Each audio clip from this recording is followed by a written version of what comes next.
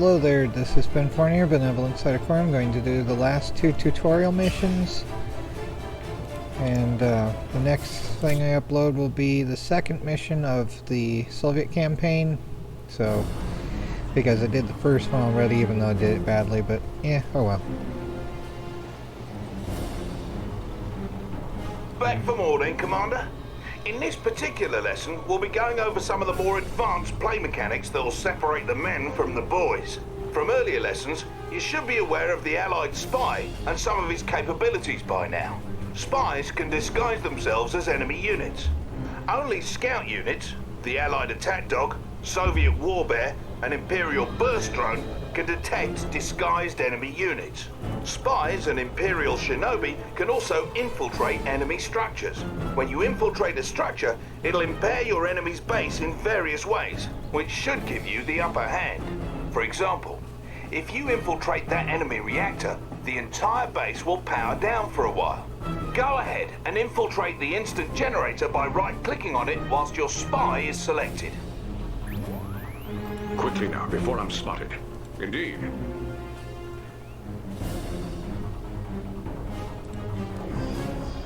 Yes, sir. So anything we have to avoid here? Those the battle drones or what? No way to go around that way, so we have to go through here. Wait, which one? This one? Let's see what they've got.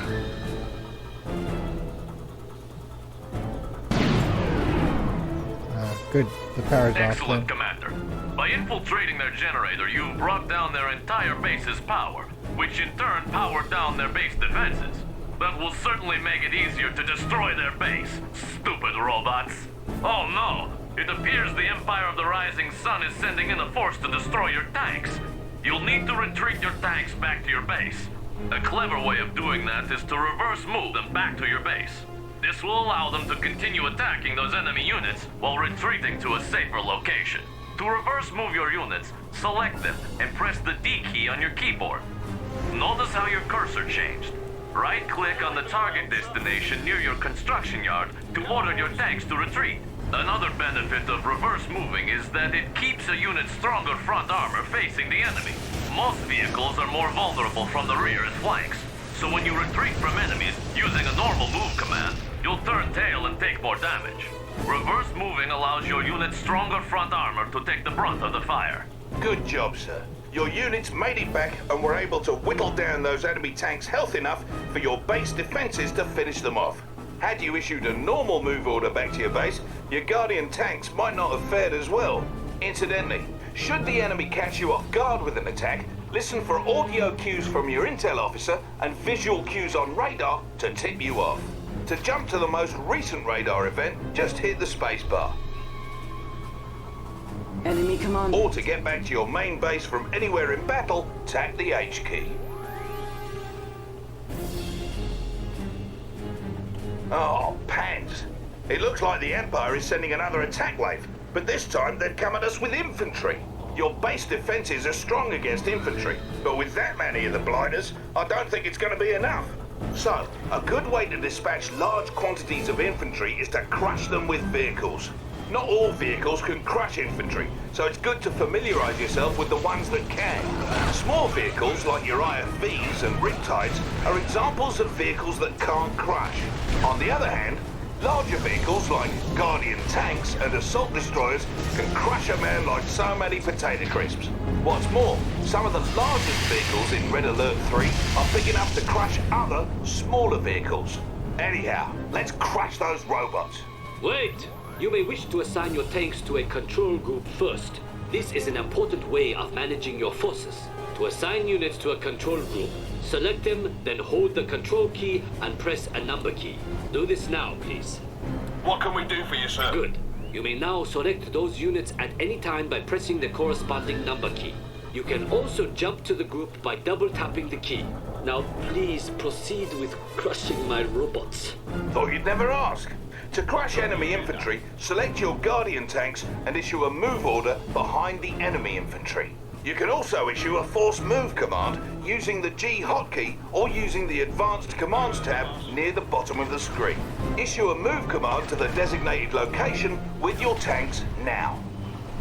Gentlemen, Seeing as how that Rising Sun base seems intent on taking us down, let's go over some ways to get your units to protect your base without being drawn out by the enemy.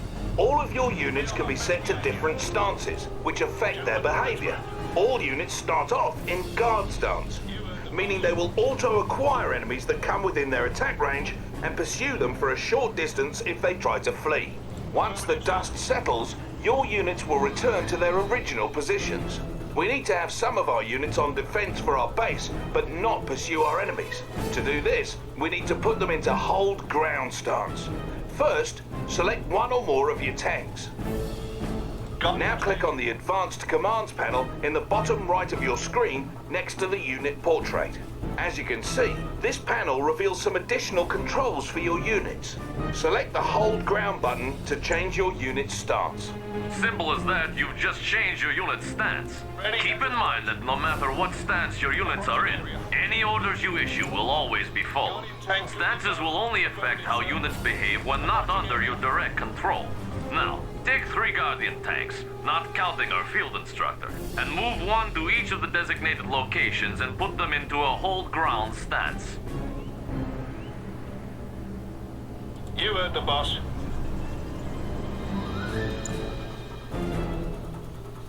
What's on the agenda? Approaching area. Guardian tank at your service. Gentlemen, let's move. Perfect. What say we also set up some base defenses? Each faction has a couple of its own base defenses. The Allies have multi-gunner turrets, for example. Select the Support Structures tab in the sidebar, build a multi-gunner turret, and place it near your tanks.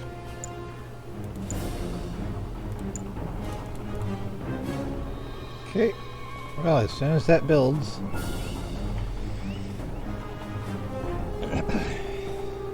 Probably best to get the one here first, since that seems to have the least defenses, closest to the enemy. This one has the most defenses with those prisms. But yeah. Chronosphere, charging. Not really. Multi-gunner turrets change weapons if you put different infantry into them, though the rocket launchers they use by default should be handy in most cases. You can also build walls from your support structures queue.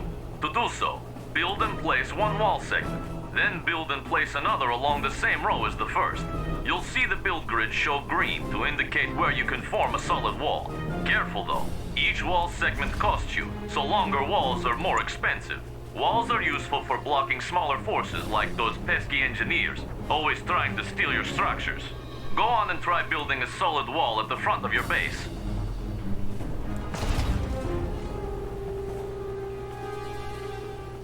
This would be the front.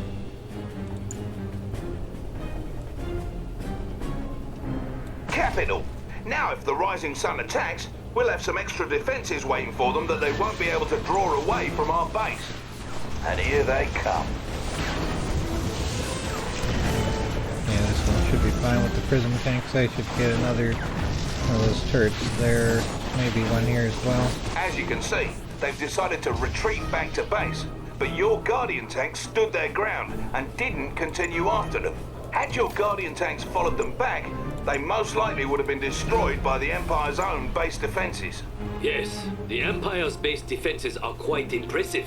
You may need to use combined arms to defeat them. In fact, if you depend overmuch on just one or two types of units, you are bound to fail. Thankfully, it is easy to manage multiple types of units at once. Try selecting all your combat forces on the battlefield using the Q key. Good. Notice you have multiple unit types in the contextual tab in your sidebar at right. One type of unit in your group will always be selected. To cycle between unit types, simply tap the tab hotkey. Try this now.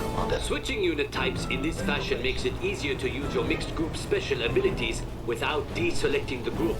We So that's the Mirage tank. I've seen memes, but that I don't remember this before Waypoint though. mode lets you queue up move or attack orders. To use waypoint mode, Hold the Alt key while issuing move or attack orders as normal with units selected. Your units will complete the orders in sequence.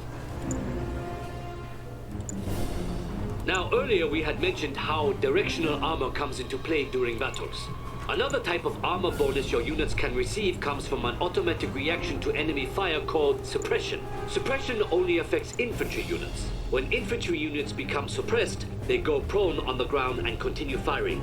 Suppressed infantry are slower, but more resistant to damage. Send your infantry into that city square there and attack that garrison structure. Yo.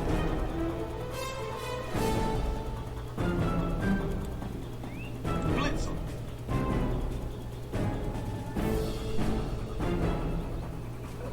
Javelin on deck. Hell yeah.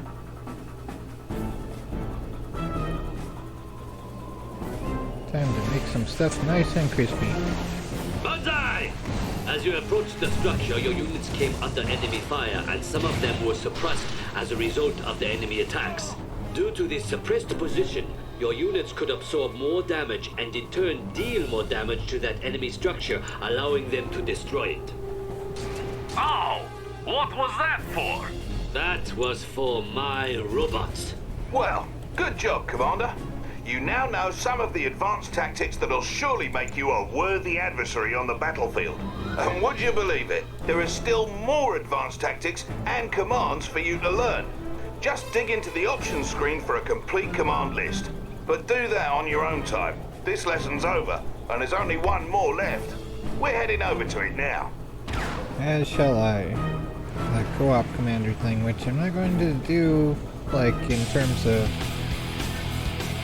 dealing with other humans, but like in the first mission it had a AI co-op commander, so I guess that works out. So they actually focus on stuff to do instead of just making Finally, annoyance. the last lesson. Feels good to be almost finished, eh, Commander? Let's get started. In this lesson, you'll learn how to work with your co-commander to help achieve victory on the battlefield. You'll be working with a co-commander throughout the campaigns in Red Alert 3. You can fight alongside a friend, or if you don't have any friends, the game will provide one for you. No matter which campaign you're playing, your co-commander's forces will always be green. In general, you can expect your co-commander to do a halfway decent job of fending for him or herself or helping you out. But just in case, we've set up a handy-dandy interface for you to issue specific directives to your partner. In the upper left hand of your screen is the co-commander monitor. Unfortunately, this won't let you control your real friends, but it's useful when fighting alongside one of the game's co-commanders. Now, let's go over all the functions. First and foremost, there's a handsome image of your co-commander to remind you who you're fighting alongside. For this tutorial, you'll be fighting alongside the fresh-faced Soviet Commander Oleg.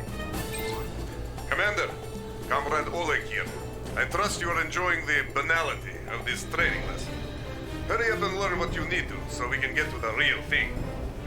Right next to his portrait are the various directives you can issue. Basically, you can boss him around. The first is take position, which causes your co-commander to immediately send his available forces to a target location. To issue this directive, select the Take Position button. Then move your cursor over the battlefield and left-click again in the target area. Go ahead, please. New objective received. Armor is on the move.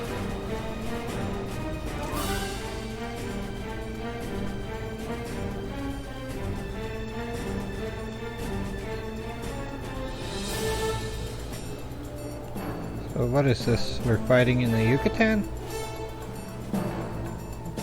Good. Notice how Oleg promptly responded by sending his forces to the position you requested. Now, the next directive is Strike Target. This directive makes your co-commander immediately send available forces to destroy that target, and anything nearby. Much like last time, to issue a Strike Target directive, you must first select the button, then move your cursor over an enemy, and left-click on it. Issue a Strike Target directive on that enemy boot camp. New objective received. I got this one.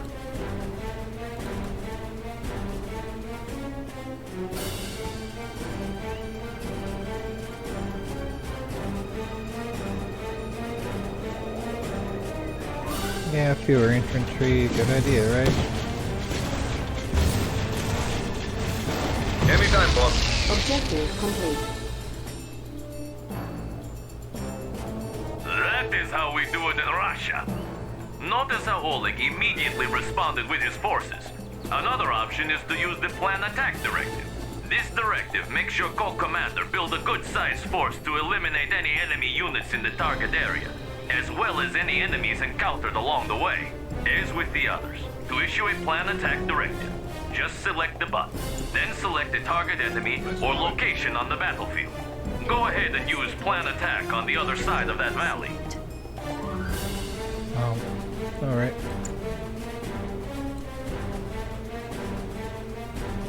You don't have to tell me twice.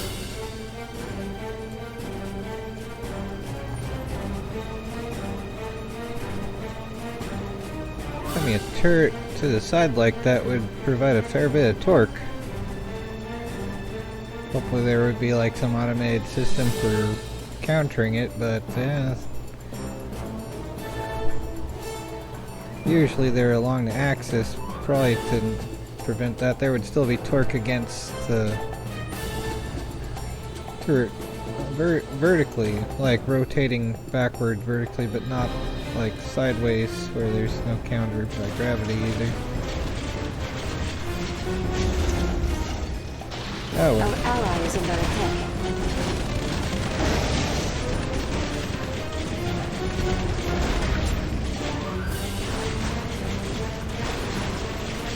See that? oh, they have a Your minigun on co-commander's the always side got your too. back, Okay, Commander. well that's an interesting thing.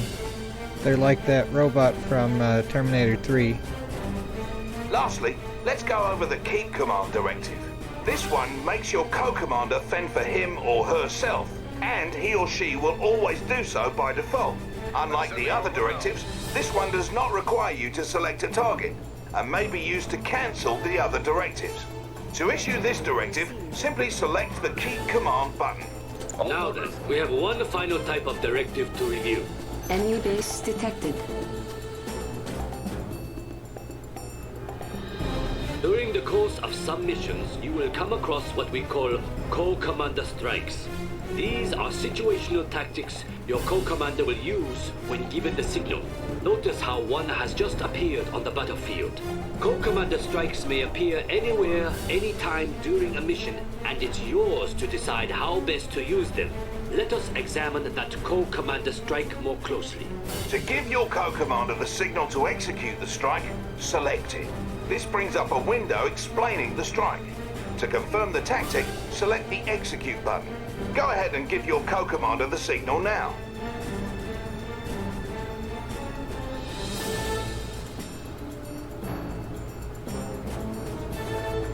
Orders your co-commander to build twin blades to attack this New location. objective received.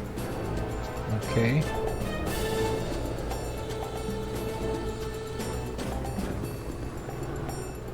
We're gonna do that, or what do we need to do? Strike beacon, then left click on the execute button. Alrighty, so they're... What are we supposed to do now? Just wait? Oh, there's the twin blades, the hinds. Those are hinds. Do they have feet on high places, though? Extra crispy. Tracers are kind of cool.